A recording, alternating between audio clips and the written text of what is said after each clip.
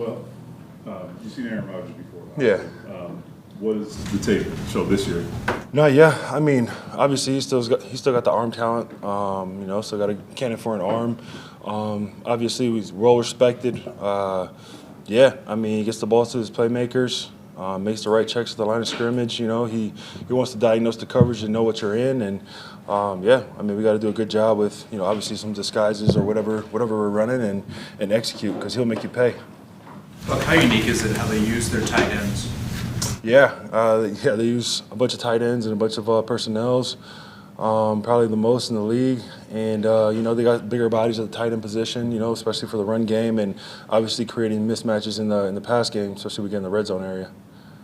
With the swim move we talked about on Sunday, how important is establishing power?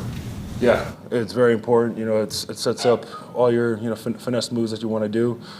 Gets the guys to anchor quicker when you're utilizing your power early in the game, and that's what opens it up essentially. Do you read that from a guy that they're? Yeah, it's just a feel. As you go through the game. I mean, when you're rushing, you get those opportunities to rush.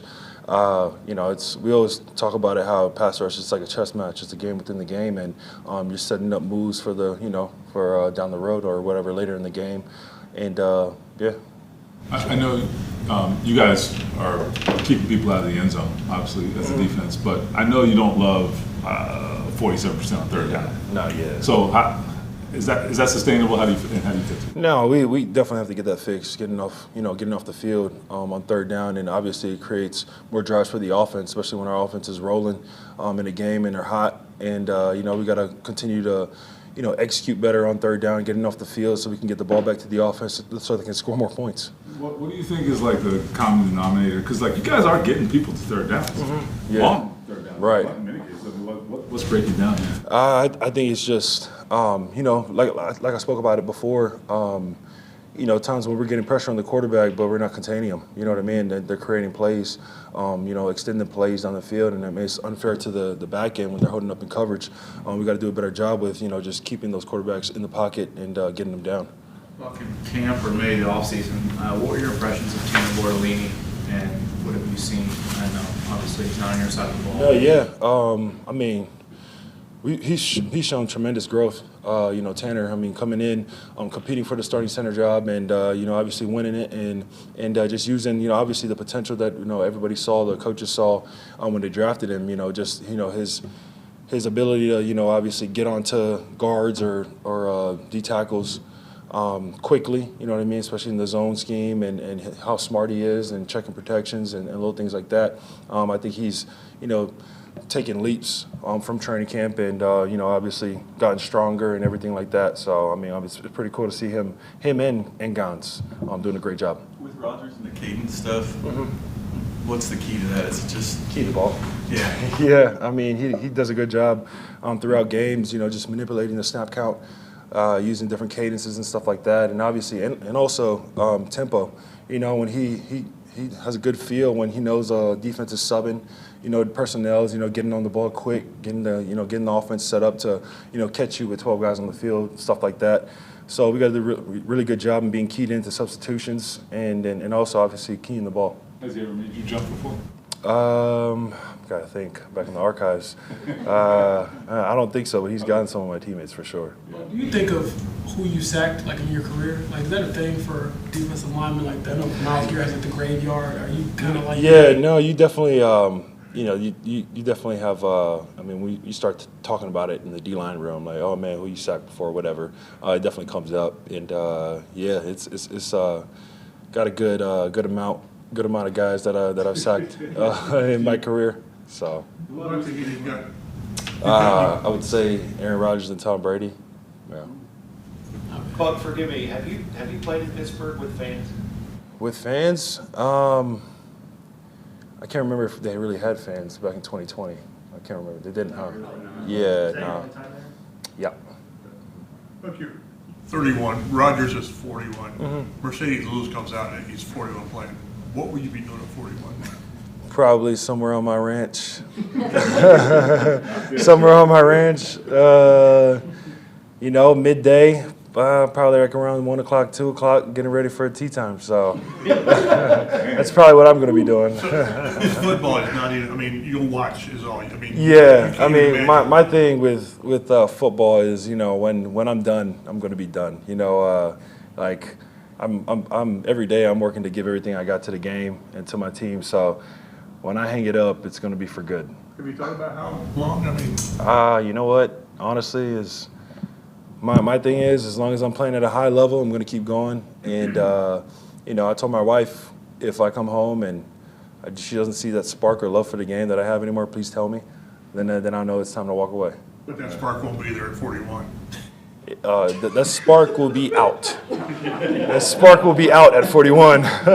I'll be watching the games. Did you notice anything different about Aaron Rodgers at 41 versus Aaron Rodgers at 30 or 35? I mean, I guess his mobility and scrambling. I mean, obviously now it's not as how he was back in the day, but he's still really good in the pocket. You know, evading the rush. His pocket awareness is up there, obviously. And so we actually just watched a little bit of his scramble tape. You know what I mean? He's still getting out of tough situations and things like that. So he'll take what you give him. So like I said, we got to do a good job up front and collapsing the pocket and keeping him inside. He's also known, I know, having a really quick release, just knowing Yeah. if things are starting to close up to be able to get rid of the ball really, really quickly. What difficulties does that present for you guys when you're facing someone that's really good of getting out of those tough? No, for sure. I mean, as a defensive lineman, it's frustrating when the quarterback's getting the ball out quick, even if you're getting back there or whatever it is, or he does some savvy heads-up plays where his running back might be right next to him,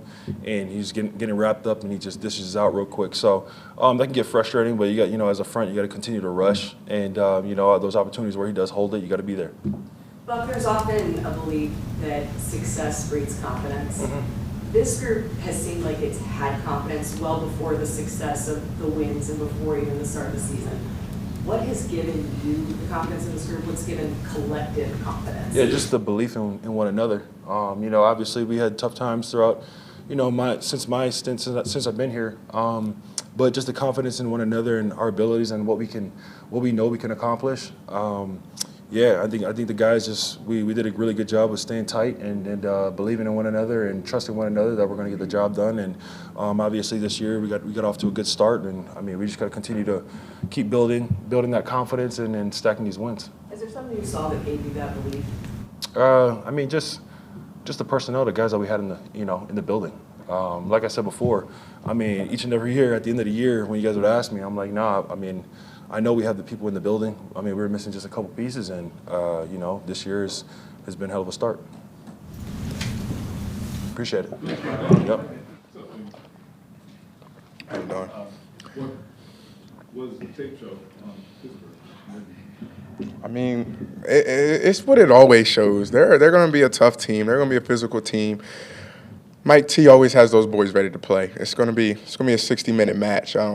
Last time I was there, I know it'll be a little different for me just because it was in 2020, I believe, no fans. So we'll have their environment. It's going to be loud, or you're going to have all of those things. So you kind of have to – you got to be on your P's and Q's, because if you let them get going, especially at home, I mean, it can be a tough environment.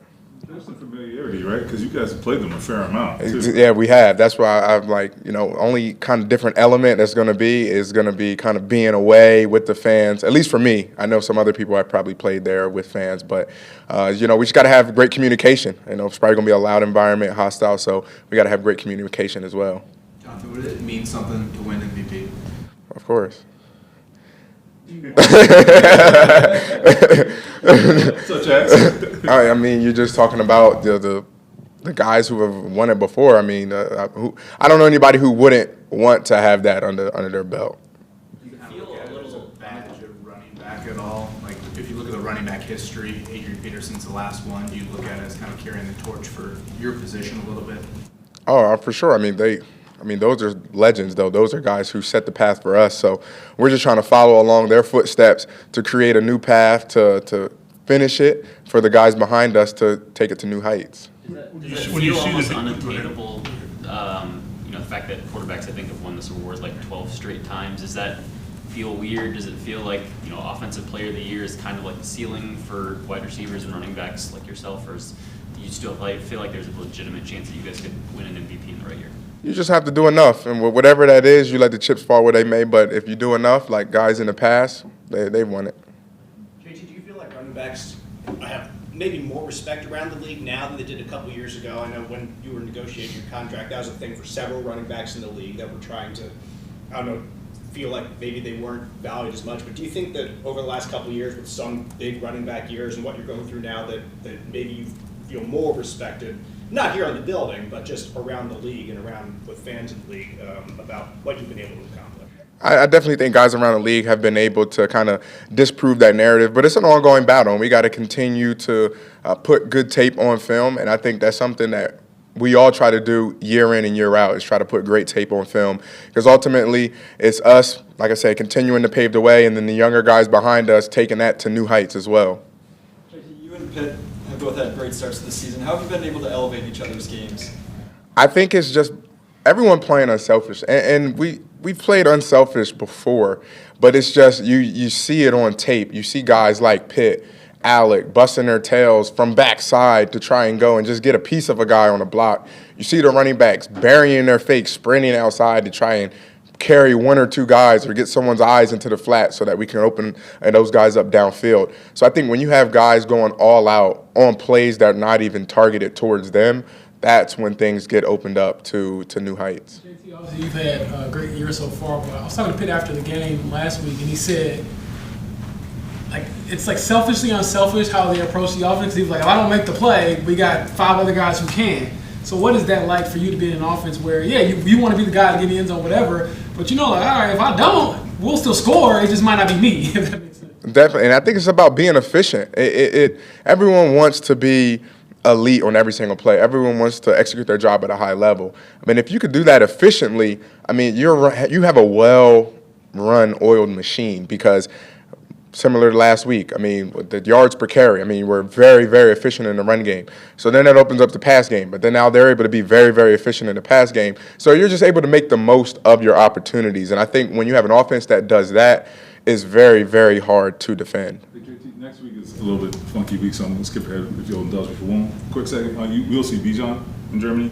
I know you're a guy who watches a lot of backs. Have you watched him a lot? And are there any impressions that stick out to you about him? Oh, definitely. His lateral movement is out of this world. His insane, his cuts, and I think he's going to continue to get even better. He's one of those younger guys that I mentioned that will be able to continue to take this thing to new heights.